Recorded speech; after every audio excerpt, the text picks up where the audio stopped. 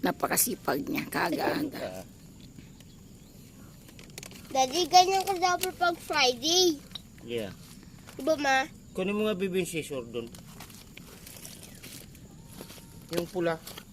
Opo. Kung liligaya ka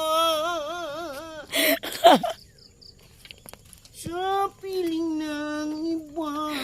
Uy, siya ka. Pag ganyan ang kapitbahay mo, tas nakapaikot sa'yo, puro ganyan ang tugtog, pusang gala. Parang gusto mo na magpakamatay, napakalungkot ah.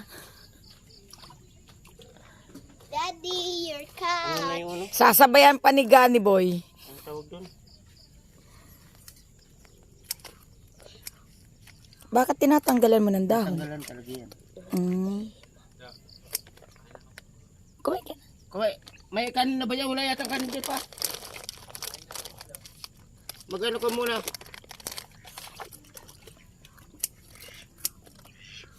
Ano, ma?